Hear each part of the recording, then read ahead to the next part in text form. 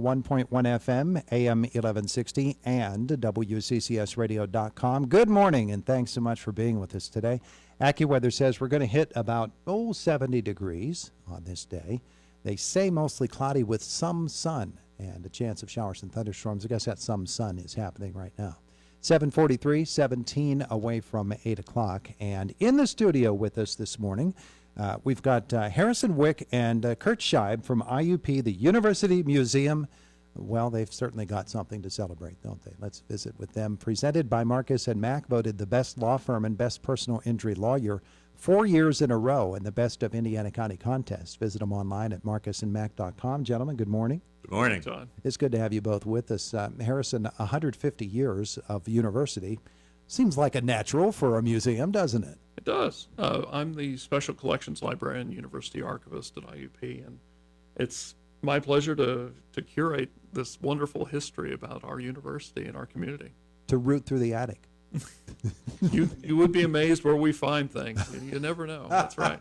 Literally an attic sometimes. Yeah. We one of the really neat things that we came across recently, and we could thank Curt for telling us about this, was the spire and the stained glass windows from Thomas Sutton Hall, which was taken down in the 70s. Wow. That was from Ed Ruskini. Ed Ruseski, yeah. So, Oh, yeah? Yeah, it's wonderful. He had saved, that's a great story. When they tore down the building, he had encountered them, these things on a pile of rubble, and offered the construction people $100 if he could take them. And so he's had them all this time. So his wife, Julie, spoke to me about them, and so we picked up the windows and this really lovely spire. It's about that big, and so we've got those as part of the exhibit. So it's wonderful to preserve those items from that building. It's on top of the tower of Right. Thomas Sutton Hall, and I have seen pictures of it. I never had any clue that it still existed. What a treasure. Yeah, Really cool. absolutely. I don't know what we're going to do with it afterwards. Well, we'll find a Story. good place for it. For Yeah. Sure. Yeah. Oh, my goodness. Yeah.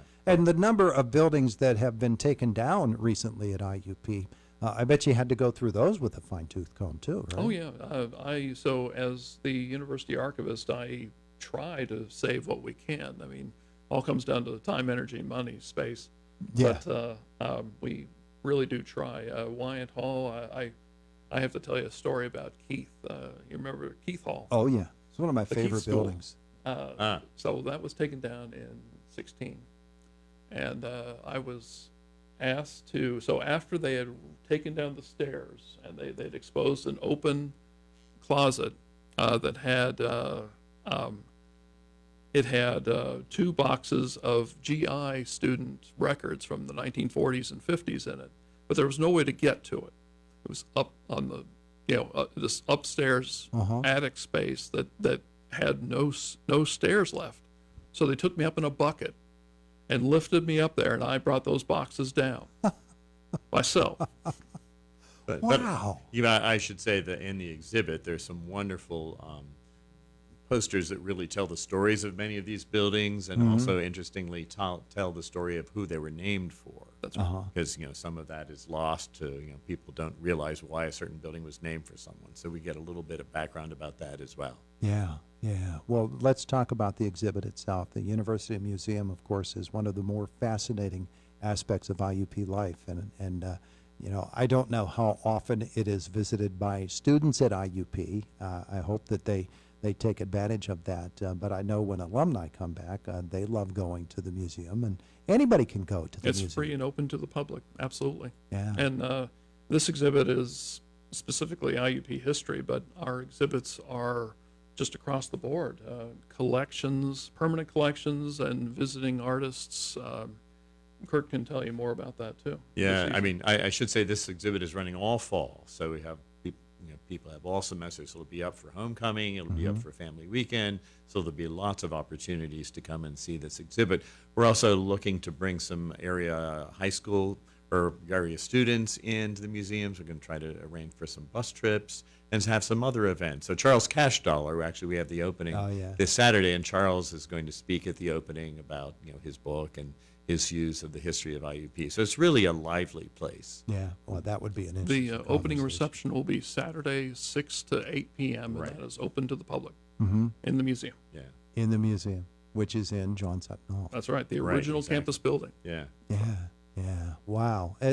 Just the artifacts themselves, just to be able to see them. And for many people, especially some of our older folks, to see them for the very first time, maybe since they graduated. That's Right. right. Well, you've got a time capsule in there. That's right.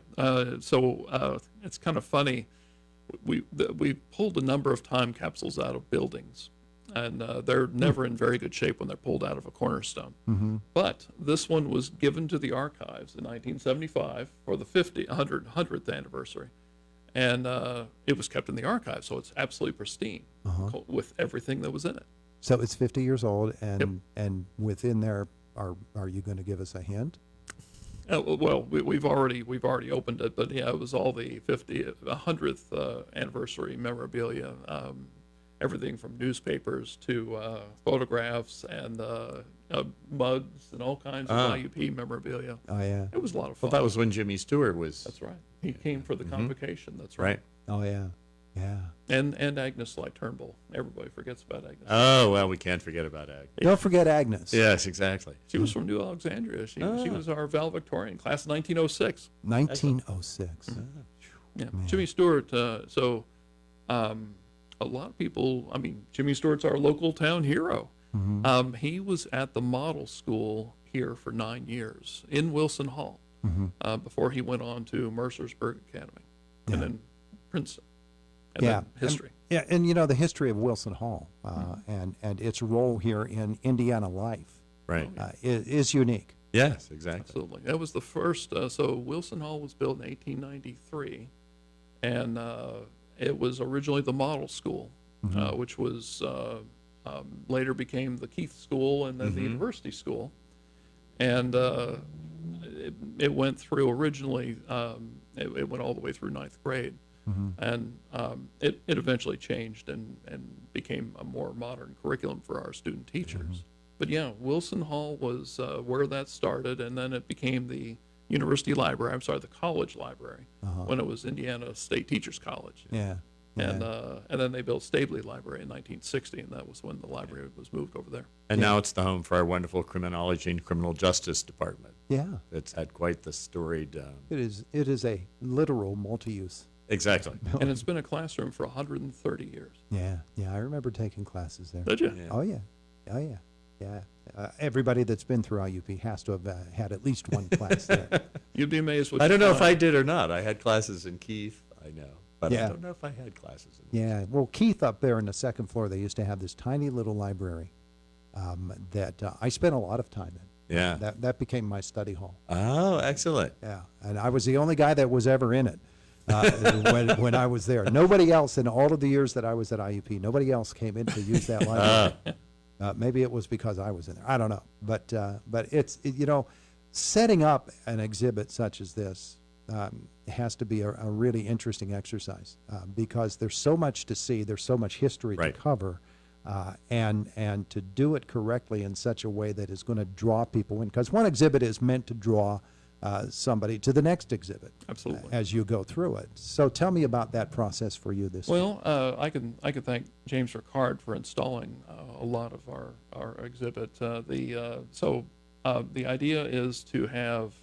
We have athletics, we have students groups, we have, we talk about the buildings on campus and that are no longer on campus.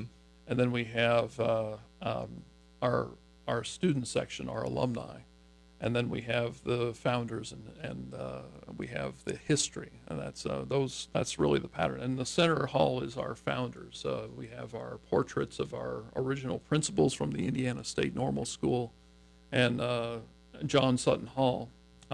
There's a lot about, of course, Jane Leonard, and our first. We have a lot of information about IUP social justice, of the history of the first African American students. They date back to the 1890s at Indiana State Normal School. It's a lot of fun. All this research has been a real labor of love.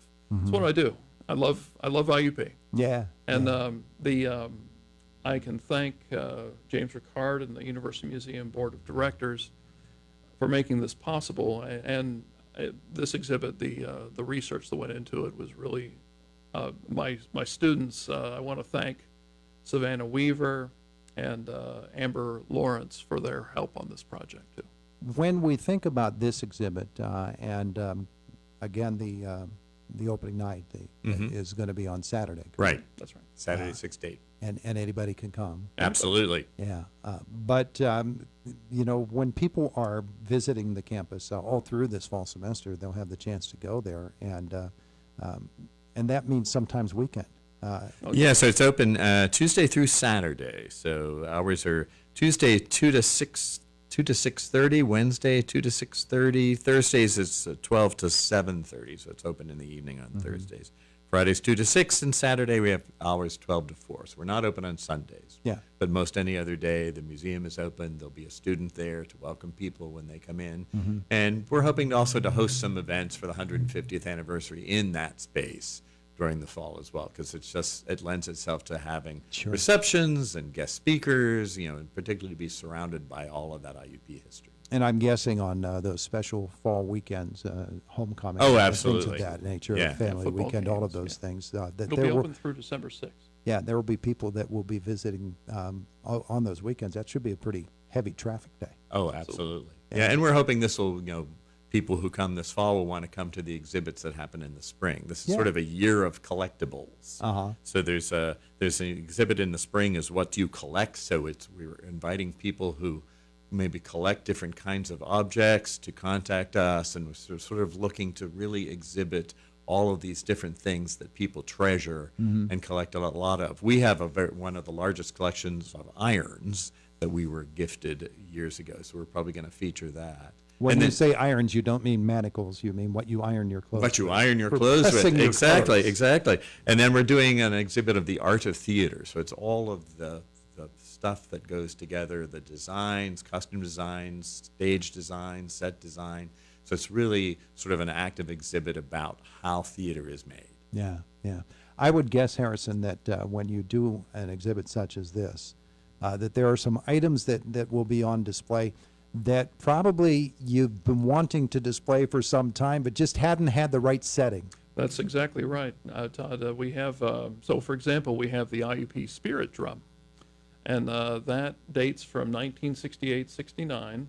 That was given to us by Ross Brightwell, class of 78. And he purchased this for athletic events. It's a big drum that he bought here in town and then had a student paint in the art department. And it has a Native American, the mascot at the time. Yeah. And that's a big giant drum that I can't display anywhere else only because of the size. But it's fascinating. This is an excellent exhibit to celebrate our history and talk about it too. Is it still on its wheels? No, that we have that in the it's in the first room as you enter the exhibit. Yeah, well, that'll draw your attention. Absolutely. Yeah. All right, so again, the IUP University Museum is celebrating, along with everybody else at IUP, the 150th anniversary of the university, all semester long, right up until, did you say December 6th? December 6th. December the 6th. And everybody can come and Absolutely. sort of take Enjoy. a walk back through the history of the university. Yeah. It's called Let's Meet in the Oak Grove. That's a good job. Good title. I like it. I like it a lot. Gentlemen, thank you so much for coming in. Thank you, Thank you, Todd. It's Todd. been a Appreciate pleasure. A lot of fun, and we'll catch up with you again, I'm sure, not so far from now. Those things sort of happen that way. It is the voice of Indiana County. It's WCCS 101.1 FM, AM 1160, and WCCSradio.com.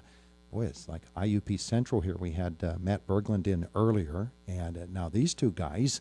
And coming up in our next segment, we're going to be talking about the IUP Run for the Health of It. It's Indiana in the Morning. It's WCCS 101.1 FM, AM 1160, and WCCSradio.com.